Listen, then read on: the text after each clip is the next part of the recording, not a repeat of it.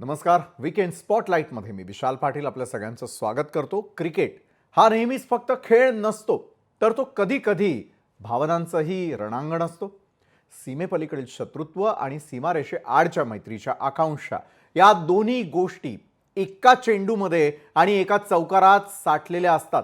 आणि म्हणूनच भारत पाकिस्तान सामना म्हणजे फक्त बॅट आणि बॉलची टक्कर नव्हे, तर तो राजकारण, राष्ट्रभावना आणि लोकभावनांचं आरपार दर्शन घडवणारा प्रसंग होतो. या सामन्याला जोडून राजकीय भाष्य घडलं की भावना दुप्पट उसळतात.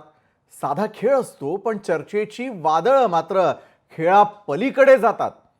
सध्या असंच वादळ महाराष्ट्रातही उसळलेलं आहे.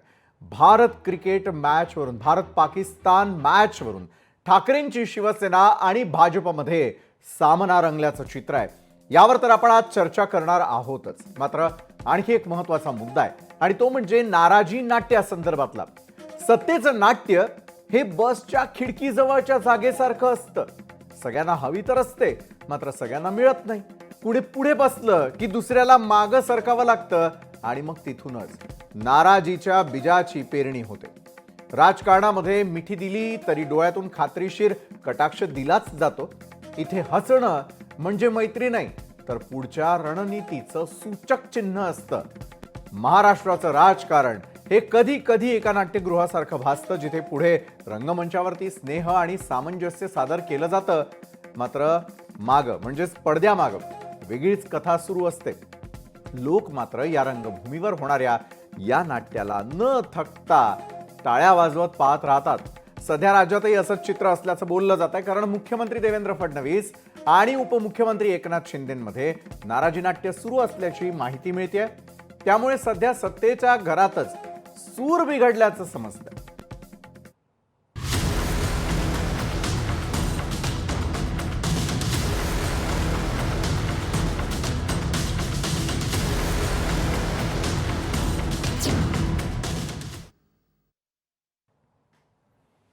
राज्याच्या राजकारणामध्ये सध्या चर्चा होते ती नाराजी नाट्याची. हे नाराजी नाट्य सत्ताधारी किंवा विरोधी पक्षातल्या घटक पक्षांमध्ये नसून ते थेट मुख्यमंत्री देवेंद्र फडणवीस आणि उपमुख्यमंत्री एकनाथ शिंदे यांच्यातच असल्याचं बोललं जात आहे. तशा चर्चा सुरू आहेत.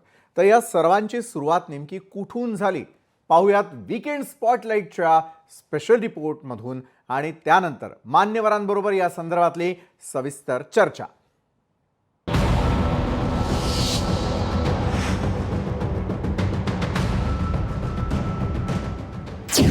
मुख्यमंत्री आणि शिंदेंमध्ये वादाची ठिणगी.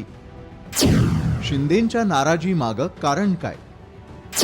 मुख्यमंत्र्यांच्या आदेशामुळे एकनाथ शिंदे नाराज. एकनाथ शिंदे यांनी उद्धव ठाकरे यांच्या शिवसेनेशी फारकत घेऊन आपला सवतासुभा निर्माण केला.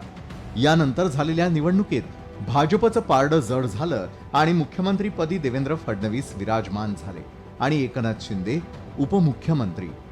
मात्र त्यानंतर अधूनमधून सातत्यानं मुख्यमंत्री आणि उपमुख्यमंत्री यांच्यात नाराजी नाट्य सुरू असल्याच्या चर्चा होऊ लागल्या.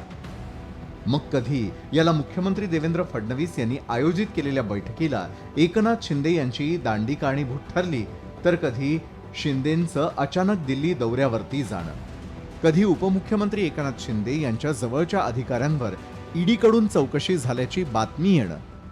आता पुन्हा एकदा मुख्यमंत्री देवेंद्र फडणवीस आणि उपमुख्यमंत्री एकनाथ शिंदे यांच्यात नाराजीची ठिणगी पडल्याची चर्चा आहे आणि त्याला कारण ठरलंय ड वर्ग महापालिकांवर अधिकारी नेमणं.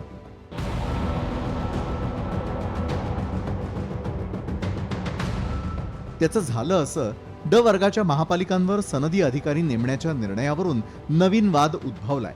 आतापर्यंत या ड वर्गाच्या महानगरपालिकांवर बिगर सनदी अधिकारी नेमले जात होते. मात्र मुख्यमंत्री फडणवीस यांनी या महापालिकांवर IAS अधिकारी नेमण्याचे आदेश दिल्याचं कळतंय. याआधी अ, ब, क वर्गाच्या महानगरपालिकांवर सनदी अधिकाऱ्यांची नियुक्ती झाली होती. आता 19 ड वर्गाच्या महानगरपालिकांवरही सनदी अधिकारी नेमण्याची तयारी सुरू झाली आहे. त्यामुळे 4.5 लाखांहून अधिक लोकसंख्या असलेल्या आणि 900 कोटींचा अर्थसंकल्प असलेल्या महापालिकांवर सनदी अधिकारी नेमण्याच्या प्रक्रिया सुरू झाल्यात असं म्हटलं जातं. त्यामुळे हा नगरविकास विभागात हस्तक्षेप असून एकनाथ शिंदे नाराज असल्याची चर्चा रंगू लागली आहे. मुख्यमंत्री फडणवीस आणि उपमुख्यमंत्री शिंदे या दोघांमध्ये सातत्यानं संघर्षाची चर्चा. एकनाथ शिंदे यांनी थेट दिल्लीत जाऊन भाजप नेत्यांसोबत याबाबत चर्चा केल्याची माहिती. गेल्या महिन्यात एका आठवड्यात शिंदे दोनदा दिल्लीत जाऊन ज्येष्ठ नेत्यांच्या गाठी भेटी घेतल्याची सूत्रांची माहिती. मुख्यमंत्र्यांनी बोलावलेल्या अनेक बैठकांना एकनाथ शिंदेंची दांडी. सार्वजनिक कार्यक्रम आणि मंत्रिमंडळ बैठक वगळता इतर बहुतांश महत्वाच्या बैठकांना एकनाथ शिंदे अनुपस्थित. 10 सप्टेंबरला महाराष्ट्र राज्य उच्च शिक्षण व विकास आयोगाच्या बैठकीलाही शिंदे अनुपस्थित. पण नाराजीच्या या केवळ चर्चा असून तथ्य नसल्याचं मुख्यमंत्री देवेंद्र फडणवीस यांनी स्पष्ट केलेलं असून अजितदादांनीही मुख्यमंत्र्यांच्या सुरात सूर मिसळत आम्ही तिघे सोबतच असल्याचं छाती ठोकपणे सांगितलं.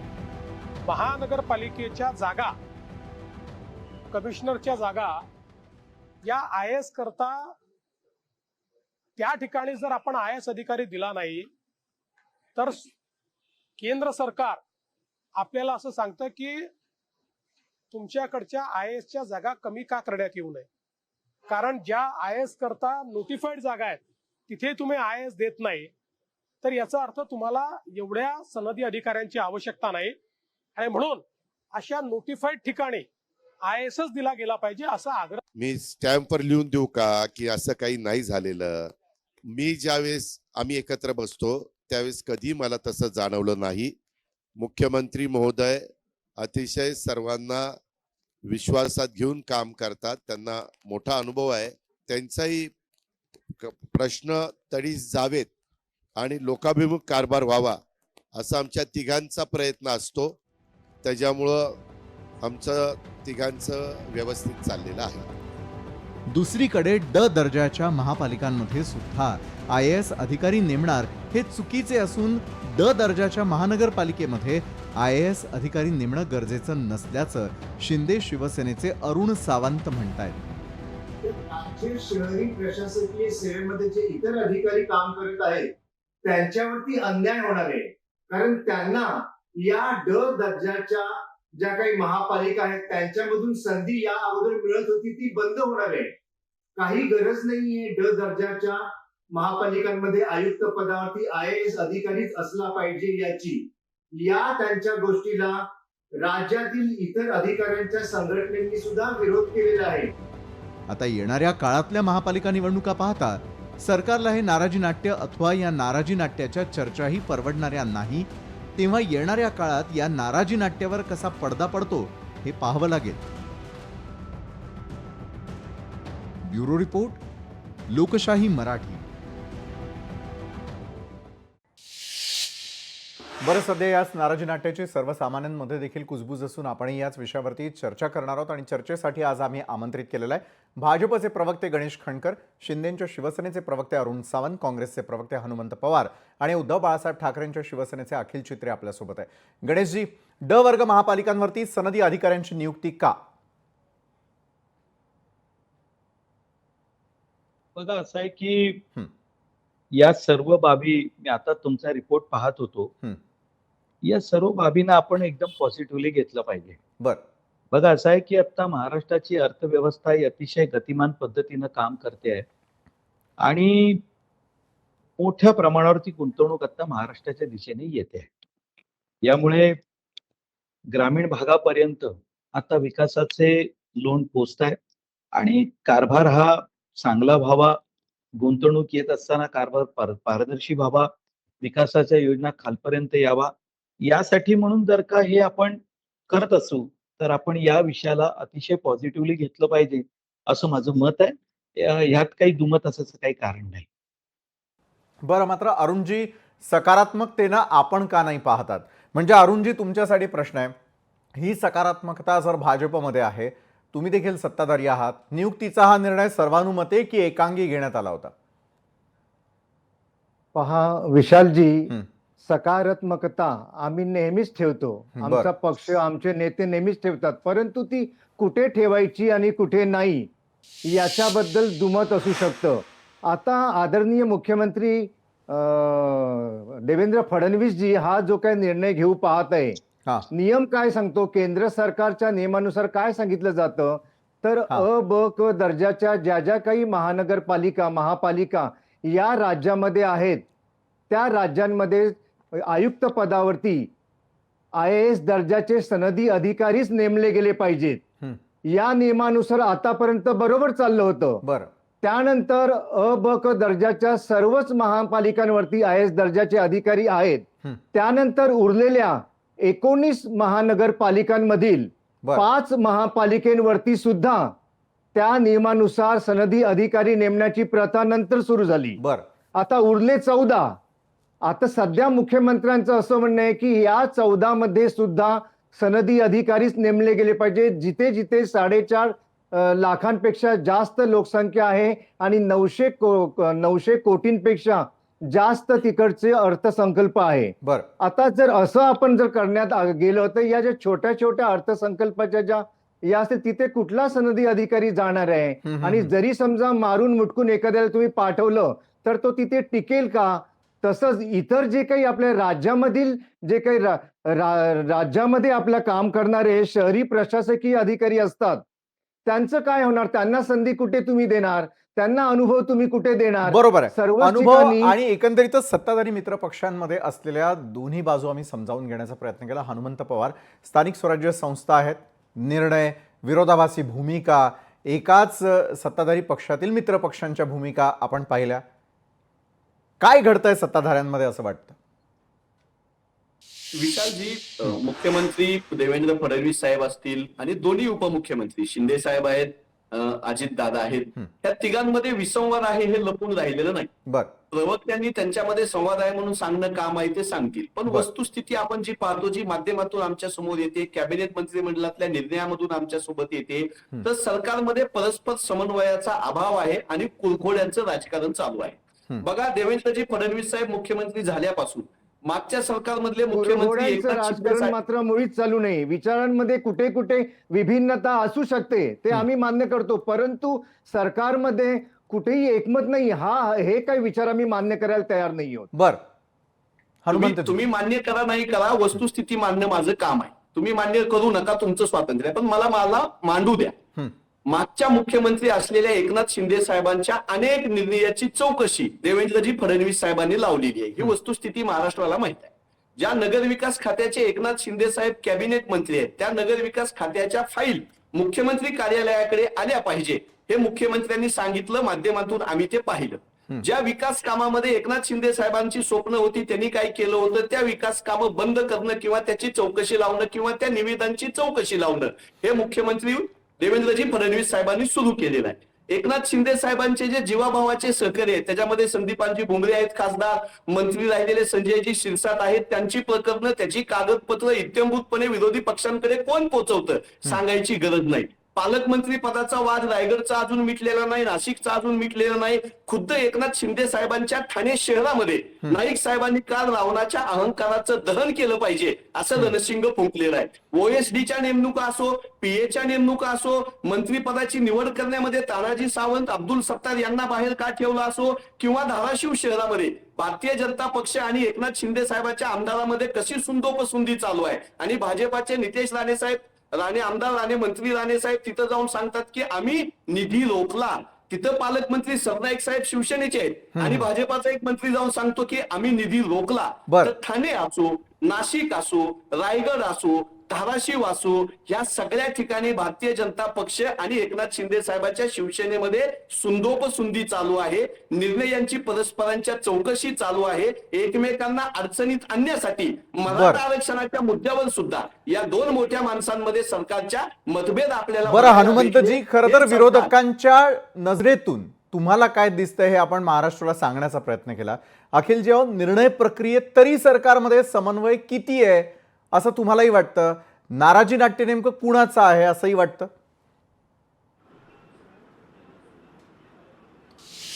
काय मी ऐकत होतो, भाजपाचं पण ऐकलं आणि शिंदे गटाचं पण ऐकलं. ठीक आहे, आता त्यांच्याचं हम साथ साथ आहे त्यांचं म्हणणं आहे, तर आपण तरी कशाला त्यांना दुष्ट लावायची ना. ते एकत्रच आहेत, महाराष्ट्राची जनता पाहते काय प्रकारे ते एकत्र आहेत. आणि हे रुसवे फुगवे हे सगळे आहेतच ना. आपण उगीच का त्याच्या चर्चेत वेळ वाया घालवायचं. ते काय दरवेळी शिंदे जातात, शिंदे साहेब दरे गावात जातात, दिल्ली वाऱ्या करतात, त्यातून दिसतं ते किती हमसाथ साथ आहेत. ते पूर्ण महाराष्ट्राला कळतंय. राजकारणात असलेलं थोडं जरी ज्ञान ज्याला आहे त्याला प्रत्येकाला कळतं की काय सुरू आहे, कुठच्या प्रकारे कोल्ड वॉर सुरू आहे की लवकरच त्यांच्यात हॉट वॉर सुरू होणार. जे काय आहे ते सगळं सुरूच आहे. पण तरी सुद्धा तुम्ही प्रवक्त्यांना वाटतं अरे मी बोलत असताना तुम्ही कशाला मध्ये बोलताय, तुम्ही का मध्ये बोलताय. जरा शिस्त पाळा, जरा शिस्त पाळा. तुमच्या सरकारमध्ये कोणी ऐकत नाही, तुमच्या सरकारमध्ये कोणी ऐकत नाही म्हणून तुम्ही इथे बोलून काही होणार नाही. मुख्यमंत्री तुमचं ऐकत नाही, सरकारमध्ये तुमचं ऐकलं जात नाही, तुमच्या बरोबर दुजाभाव केला जातं, तर तुम्ही चॅनलवर येऊन बोलून काय होणार. माझ्यामध्ये बोलून तर काही फरक पडणार नाही. महाजन गेले सोडून तुमच्यावरती वेगवेगळे आरोप करून तुम्ही बोलत असताना मी अखिलजींचा मुद्दा पूर्ण होऊ देऊया. अरुणजी, मी प्रत्येकाकडे येणार. करून आज कोणकोणते आरोप मनसेवर केले ते माहिती आहेत का तुम्हाला? अखिलजी, अहो आता तुमच्यावर काय आरोप, आता काय चालू, चर्चा कोणाबद्दल चालू आहे. आता या चॅनलला चर्चा तुमच्याबद्दल घडवायची वाटली ना, चालू त्या विषयावर बोला. आम्ही बोलू त्याबद्दल. चर्चा ज्या विषयाची चालू आहे, पण शिंदे साहेब दिल्लीला जातात किंवा दरेला जातात, याचा संबंध काय या चर्चेशी? या चर्चेशी संबंध काय दिल्ली वारी आणि दरेवारीशी ते सांगा ना. तुम्हाला जर या विषयावरती काय माहिती असेल तर ती तुम्ही जनतेसमोर मांडा. महाराष्ट्राच्या जनतेला सनदी अधिकारी नेमले जावेत की जाऊ नयेत या विषयाबद्दल तुमचं ज्ञान काय आहे ते तुम्ही जनतेला सांगा. बरं, जर शिंदे कदाचित नाराज असतील तर या नाराजी मागचं नेमकं नाट्य काय आहे किंवा नाराजी मागचं नेमकं कारण काय? बरं, एका बाजूला तुम्ही सकारात्मकतेचं आवाहन करताय, निर्णयांबाबत मात्र आपलेच मित्रपक्ष नकारात्मक का? बघा विशालजी, मी चर्चा ऐकताना मी एक गोष्ट स्पष्ट करू इच्छितो. सांगा. बघा असं आहे की आमच्यावर टीका करा, कारण पराभव झाल्यानंतर तो किती जिवारी लागतो याची आम्हाला कल्पना आहे. आणि असा पराभव जो कधी कल्पनेतही नव्हता असा पराभव झालेला असल्यामुळं स्वाभाविक आहे. पण मला एक प्रश्न मात्र आवर्जून विचारायचा आहे. बघा असं आहे की एकनाथ शिंदेजी महाराष्ट्राचे मुख्यमंत्री होते, नवीन सरकारमध्ये ते उपमुख्यमंत्री आहेत, सोबत काम करतायत, प्रत्येक निर्णयामध्ये ते आहेत. वारंवार ते दिल्लीला गेल्यानंतर जी चर्चा सुरू होते ते मला आश्चर्य वाटतं. म्हणजे आता उभाटाचे प्रवक्ते इथं बसलेले आहेत, ते मला एक कळत नाही की शिंदेजी 1 महिन्यासाठी मे महिन्यात लंडनला तर जात नाहीत ना साहेब. अहो ते दिल्लीलाच गेलेत, देशाच्या गृहमंत्र्यांना भेटायला गेलेत, मित्र पक्षाच्या वरिष्ठ नेत्यांना भेटण्यात काय चुकीचं आहे का? म्हणजे अनेक विषयाच्या संदर्भात आता हायकोर्टात याचिका आहेत, त्यांच्या पक्षाचे विषय आहेत, उद्या आणखीन काही चर्चा असू शकते. किमान माझा एवढाच प्रश्न आहे की दावोसला गुंतवणुकीसाठी तुमचे राजपुत्र गेल्यानंतर ते अचानक लंडनला अतिरिक्त कामासाठी थांबले होते, असं तर शिंदे साहेब कुठे गेले नाहीत ना. अहो आपल्या गावी गेले असतील 2 दिवस, शेतकरी कुटुंबात जन्म झालेला व्यक्ती तो जात असेल.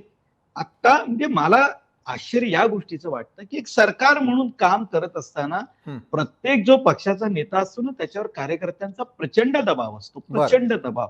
त्यांच्या मागण्या असतात, त्यांच्या इच्छा असतात, ते पूर्ण करता करता आता बघा आताचं राजकारण खूप स्पर्धात्मक झालेलं आहे. प्रत्येकाची इच्छा असते, प्रत्येकाला महामंडळ हवंय, कुणाला आमदार व्हायचंय, खासदार व्हायचंय, कुणाला त्या जिल्हा परिषदेचा अध्यक्ष व्हायचंय, कुणाला काहीतरी मोठा नेता व्हायचंय. म्हणजे या बाबतीतली ही जी चर्चा बघतो ना, म्हणजे विना शर्ट आणि संपलेला पक्ष म्हणून त्यांच्या घरी आज तुम्ही जाऊन, आता मी शब्द वापरणं बरं नाही, तुम्ही 2 भाऊ आहात तर तुमचा विषय, तुम्हाला शुभेच्छा देतो. बाहेर येऊन तुम्ही काय म्हणाला, तो मावशीची तब्येत विचारायला, म्हणजे आधार द्यायला काय संजय राऊत आणि अनिल परब काय म्हणजे झुकलं माकलं तर आधार देण्यासाठी गेले होते. अहो का म्हणून आपण राजकारणात ते वितुष्टता आणतोय? आम्ही मित्रपक्ष म्हणून काम करतोय, काम करण्याच्या पद्धतीमध्ये कुठेतरी मतांतर असू शकतं. आम्हाला जे वाटतंय ते त्यांना नाही वाटत, पण म्हणून त्यांनी काय नाराजी दाखवली का? काम सुरू आहे ना. त्यांच्या प्रवक्त्यांनी भूमिका मांडली, पक्षाने सांगितलं असेल, त्यातले काही करेक्शन्स असतील, आम्ही मंत्रिमंडळाच्या बैठकीत एकत्र बसतो, मंत्रालयात एकत्र असतो, या बाबतीतला निर्णय करू ना आम्ही. म्हणजे या बाबतीत जी काही चर्चा करण्याचा जो सूर आहे ना, मला कधी कधी त्याचं आश्चर्य वाटतं. बरं, चर्चेचा सूर तुम्ही पुन्हा आणण्याचा प्रयत्न करताय. अखिलजी, सत्ताधाऱ्यांचे तरी सूर जुळतात असं वाटतंय का? गणेशजींनी तर आपल्या प्रश्नांची उत्तरं दिलेली आहेत आणि प्रतिप्रश्नही तुम्हाला केलेला आहे.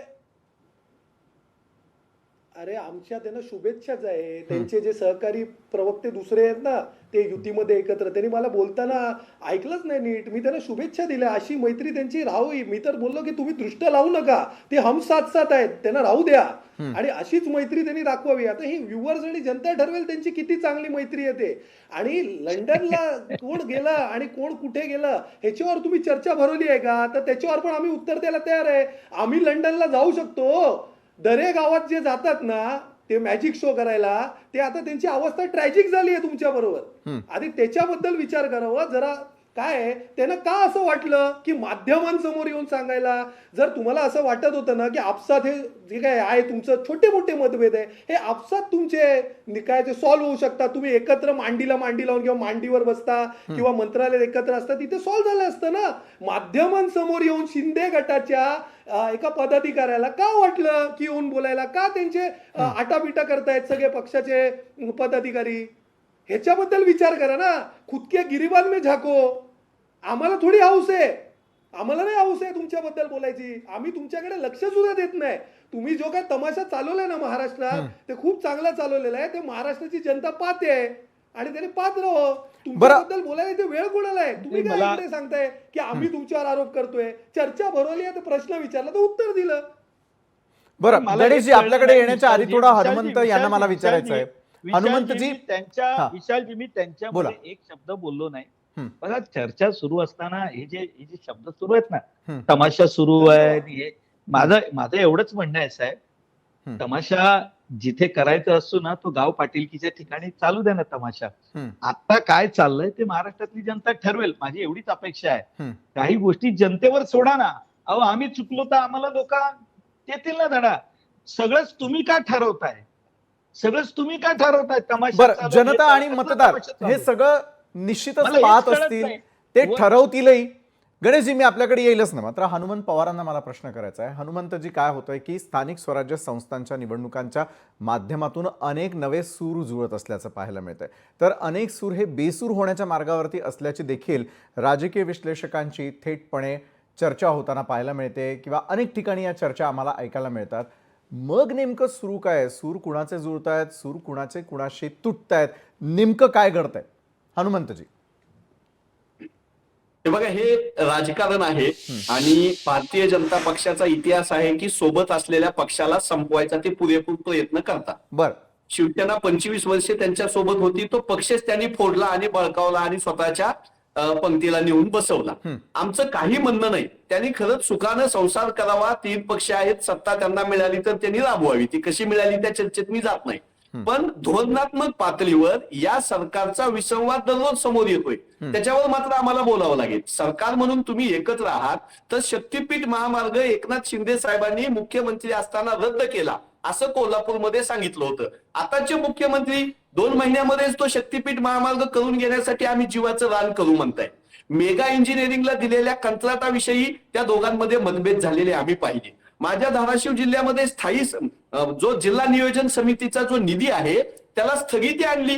भारतीय जनता पक्षाचे मंत्री जिल्ह्यात येऊन सांगतात की हो मुख्यमंत्र्यांनी स्थगिती दिली आणि पालकमंत्री एकनाथ शिंदे साहेबांचे कॅबिनेट मंत्री आहे तो सरनाईक साहेब. तर हे जे धोरणात्मक जो विसंवाद होतो तो महाराष्ट्राच्या जनतेच्या हिताचा नाही, तो यांच्या कुरघोडीच्या राजकारणामुळे महाराष्ट्राचं नुकसान होतंय. ते प्रत्येक खात्याचं आहे. परिवहन खात्यामध्ये आम्ही ते बघितलं, ओएसडी अधिकारी नेमण्यामध्ये आम्ही ते बघितलं, योजनांची चौकशी लावण्यामध्ये आम्ही ते बघितलं. हे होऊ नये याची काळजी या 2 मान्यवर मंत्र्यांनी घ्यावी. दोघं अनुभवी आहेत, सिनियर आहेत, एक मुख्यमंत्री आहेत, एक माजी मुख्यमंत्री आहेत. हा वाद कशाला? एकमेकाचं दहन करण्यापर्यंतची भाषा गणेश नाईकांसारखे सिनियर मंत्री करतायत जे स्वतः एकनाथ शिंदे साहेबांच्या मतदारसंघातले आहेत. तर ही महायुती हे वरवर एकत्र आहे असं दाखवत आहेत, पण यांच्यामध्ये प्रचंड असंतोष आहे आणि तो महाराष्ट्राला त्रासदायक ठरतोय सध्या. बरोबर आहे. गणेशजी, आपल्याकडनं उत्तर घेण्याच्या आधी अरुणजी, जर नाराजी असेल तर ती उघडपणे जाहीर का केली जात नाही? जर नाराजी असेल तर ती उघडपणेच त्या ठिकाणी मिटवण्याचा प्रयत्न होताना दिसतोय का? आज मुख्यमंत्री देवेंद्रजी फडणवीस यांची आलेली प्रतिक्रिया देखील आम्ही दाखवली, त्याचबरोबर अजितदादांची देखील प्रतिक्रिया आम्ही दाखवली. आपली प्रतिक्रिया कधी समोर येणार आहे? विशालजी, आमची प्रतिक्रिया जी काही द्यायची ती आमच्या पक्षाचे प्रवक्ते देत आहेत, त्याकरताच आमच्या नेमणुका केलेल्या आहेत. बर, दुसरी गोष्ट, मगाशी मी चुकून अखिल चित्रेजी यांचा मनसेचे प्रवक्ते म्हणून उल्लेख केला आणि त्या दृष्टीने बोललो, त्याबद्दल मी दिलगिरी व्यक्त करतो अखिलजी. आणि राहिला प्रश्न, आता आपला विषय काय आहे आज, की मुख्यमंत्री जे काही नगरविकास खात्यामध्ये सध्या बदल करू पाहत आहेत आणि सनदी अधिकाऱ्यांच्या नेमणुका त्या सगळ्याच महापालिकेवरती करू इच्छितात, हा महत्वाचा विषय आहे. परंतु तो विषय घेऊन मवियाचे म्हणजेच महाविरोधी आघाडीचे हनुमंतजी इथे खूप आटापिटा करत आहेत की कसं आमच्या तिन्ही पक्षांमध्ये आपापसामध्ये मतभेद आहेत, भांडणे आहेत. परंतु सध्या परिस्थिती काय आहे या राज्यामध्ये, ही जी मविया आहे या मवियामध्येच आता एकत्रित हे तीन पक्ष राहतील की नाही हे गेले कित्येक दिवसापासून दिसत आहे. त्यावर मात्र हे दोन्ही प्रवक्ते भाष्य करू इच्छित नाहीत आणि आमच्या दुसऱ्याच्या घरात काय चाललंय इकडे डोकावण्याकडे त्यांचं जास्त लक्ष आहे. तेव्हा आमची चिंता तुम्ही करू नका. या महाराष्ट्राचा गाडा शिवसेना, भाजपा आणि राष्ट्रवादी काँग्रेस अतिशय उत्तमरित्या हाकत आहे आणि पुढे सुद्धा हाकेल 2029 पर्यंत आणि त्यानंतर सुद्धा. तेव्हा आपण विषयाला सोडून न बोललात आणि तुमच्या कामाच्या गोष्टींमध्ये तुम्ही जास्त लक्ष दिलं तर कदाचित काँग्रेसला येणाऱ्या महानगरपालिकेमध्ये काही सीट मिळतील. तेव्हा हे नको ते धंदे आणि उचापती करणं तुम्ही बंद करावं. हनुमंत पवार. अरुणजी, महाराष्ट्राच्या मुख्यमंत्र्यांनी सांगितलं की भ्रष्ट अधिकारी आणि दलाल अधिकाऱ्यांची नेमणूक मी करणार नाही. ते एकनाथ शिंदे साहेबांच्या आवडीचे अधिकारी त्यांच्या खात्यात घेण्याच्या विरोधात केलेलं माध्यमांसमोरचं स्पष्ट वक्तव्य होतं. ज्यावेळेस राज्याचे मुख्यमंत्री दुसऱ्या मंत्र्याच्या कार्यालयातील अधिकाऱ्याबद्दल भ्रष्ट आणि दलाल असा शब्द वापरतात, त्यावेळेस खरं म्हणजे दोन्हीही मान्यवरांनी आत्मपरीक्षण करावं आणि महाराष्ट्राचं प्रशासन हाकण्याची मुख्यमंत्री आदरणीय देवेंद्र फडणवीसजी यांनी कोणत्याही विभागाचा उल्लेख केला नाहीये की या विभागामध्ये भ्रष्ट सनदी अधिकारी आहेत, असा कुठेच उल्लेख त्यांनी केला नाही. तुम्ही तुमच्या मनातील गोष्टी जनतेला सांगण्याचा प्रयत्न करत आहात. दलाल अधिकारी म्हणत असतील तर तुम्ही काय करताय? ती दलाली शिवसेनेचे लोक करत आहात, ती दलाली एकनाथ शिंदे साहेबांचे लोक करतायत करू नयेत. बरं, मला असं वाटतं याला गणेशजी तुमची प्रतिक्रिया अतिशय महत्त्वाची आहे.